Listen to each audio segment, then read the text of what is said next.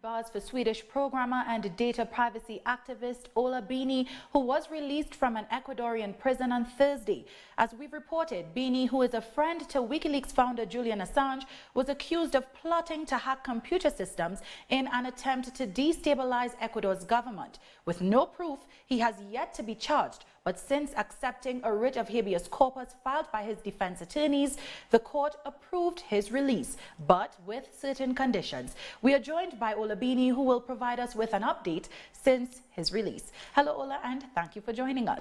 Hello, thank you for having me. I'm glad to be able to be here in person. So, how does it feel to be home with your family since, being behind bars for 70 days without actually officially being charged? It feels very, very good to be out. I'm sadly not able to be home with my family because they are back in Sweden, but I'm out and I'm with my friends and family, with my friends who are taking good care of me. So it feels, it feels surprising. I didn't expect it, but I'm very happy as well. So after your release on Thursday, you said that you are not at all free. Tell us how the authorities continue to infringe on your freedom. Mm-hmm. Absolutely. I was released from the prison because the court showed that the habeas corpus was correct, that my rights had been violated from the beginning of this process, that my detention was illegal. But the investigation that started with this illegal detention is still going on. All my devices are still being investigated. I still don't have access to my apartment for no legal reason whatsoever. And so this whole process is still going on. And although I'm currently outside of prison, now we have to actually continue to prove my innocence, even though a court has said that this whole process started completely illegally. So, can you tell me about the treatment you received behind bars and the conditions of the prison? Absolutely. So, when I first came to CDP El Inca, there were 95 people in my cell block. I was in a cell block called El Placer, and the prisoners there had 17 cells for 95 people. It was a significant overcrowding, and as far as I know, the maximum in El Inca has been about 2,400 people, prisoners, while I was there, in a building or in a set of buildings in a prison that is meant for maximum 1,000 people. So this overcrowding that I faced was exactly the same through the rest of the prison. I slept on the floor for the first month because we were 8 people sleeping in my cell, sometimes 9 people. There was only one bed and there was one mattress. The mattress was on the floor and there was some cardboard on the bed so that people could have access to a little bit of the mattress. Basically, 5 or 6 people had their head and their upper body on the mattress and lay next to each other. We didn't have light in our cells. There was only light in the corridor outside. We have no access to clean water, so our friends and family from the outside had to buy water for us to be able to not be dehydrated. People were sick a lot. About half the people in the cell block were sick at any given time. I think I fell sick probably 4 or 5 times during these 70 days. Part of the reason was because we were so crowded, but of course we also had no access to sanitation because we only had dirty water, and that water was only available part-time during the day. So in fact, one of the main activities in the cell block every day, some people stood and we filled up the empty water bottles that we got from the outside. After people finished drinking the drinking water, we saved the water bottles and we saved up all the water so that when the water disappeared, which had happened sometimes after 2 hours, sometimes after 4 hours, so we would have water in the bottles instead. We had no warm water. We had for 95 people, we had 4 toilets where one toilet didn't work at all, 2 toilets didn't have any doors, and every time you flushed, the water disappeared from the rest of the cell block. I think those, we got to go outside. We see the sunlight maximum 5 hours per week. My eyes were probably damaged, I don't know if permanently, but they've been damaged enough that I have real trouble with my eyes since coming out because of consistently being in shadow and darkness and only seeing the sunlight for a few hours every week. We could only receive 2 visitors for 3 hours every week, so the isolation was very, very strong. There was a lot of violence outside, although in my cell block, my fellow inmates were actually taking very good care of me, and they were very good to me, and they helped protect me against some of the violence and the problems from the rest of the prison. So you mentioned being sick at least 4 times. Yes. Were you able to receive access to any medical care at all? They have a medical center. It's fairly overworked, and in general they only prescribe paracetamol for people that don't have serious conditions. And getting access to the medical center takes a long time and is hard work, and you have to sit in the waiting room for 4 or 5 hours before you get any help. And were you ever interrogated or questioned while you were in prison? No, not a single time, not a single question. Let me take that back. I was asked one question, which is to provide the passwords for my devices. That was the only question that the prosecution ever asked me. Okay, so your attorneys argued that there was a lack of due process, violation of legal security, lack of motivation, and disrespect for the presumption of innocence. So as the investigation against you continues, do you intend to take legal action against the state? So I first want to say that it's not just my attorneys that claim these things. Now, the habeas corpus actually shows that a tribunal of judges has also confirmed that all the things that you mentioned are true, that there was a lack of due process, that there was a lack of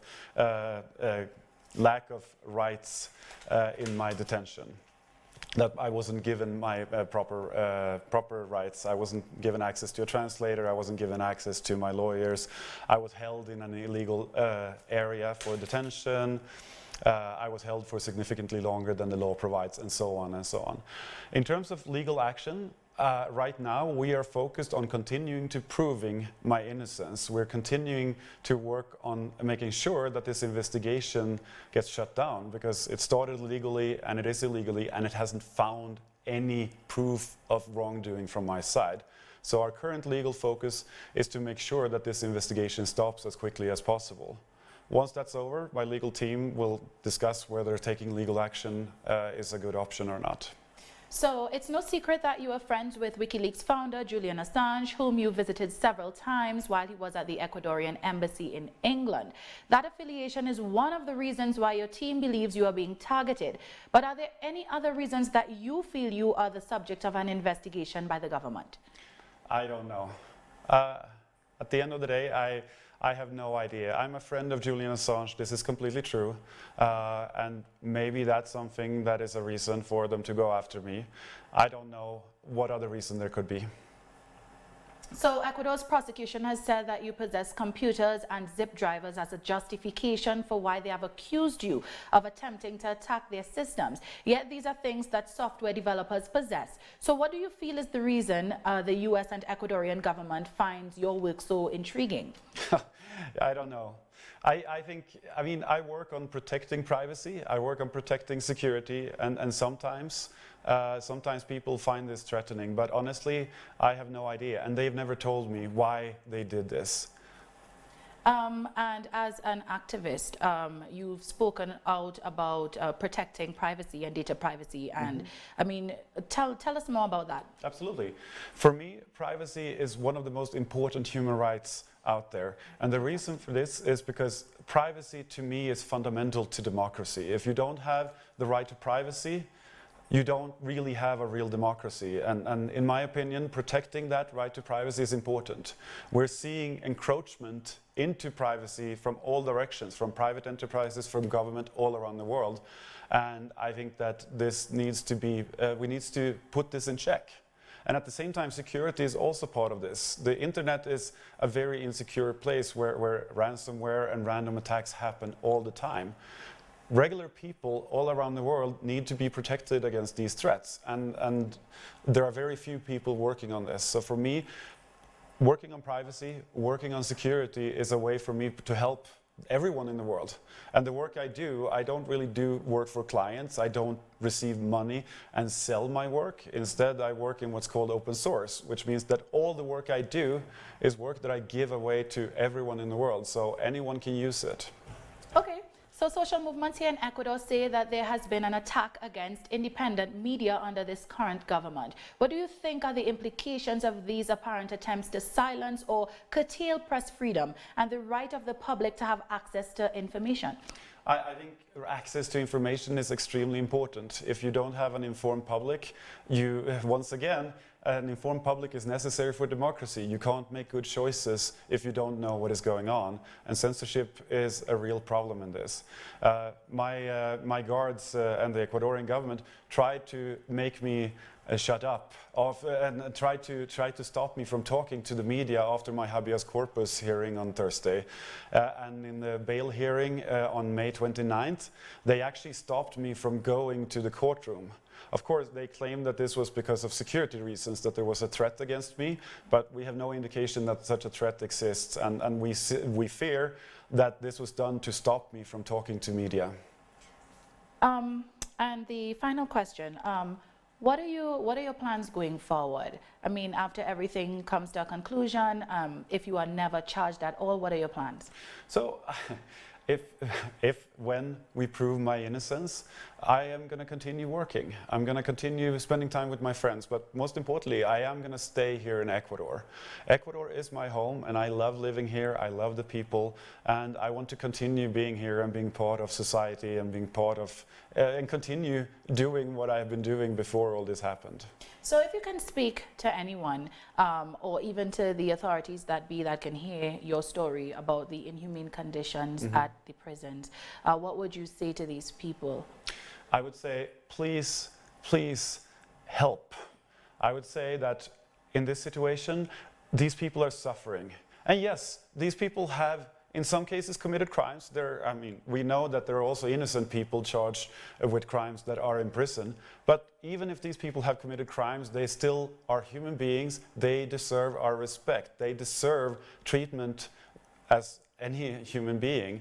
And this current situation needs to stop. There needs to be enough money, there needs to be incentives to stop all these problems, to stop the overcrowding, to stop the corruption, to stop all of these bad conditions that make this prison life into a suffering that is not meant to be. Going to prison is punishment enough. You don't have to actually be in a situation where all of your human rights are completely taken away just because you do go to prison. So this needs to change. Ecuador needs to improve on these conditions rapidly. Yeah. Thank you so much for joining us, Ola Bini. We do appreciate you being here and shedding light on what you've experienced being in prison and going forward with your investigation. Thank you so much. Thank you for having me.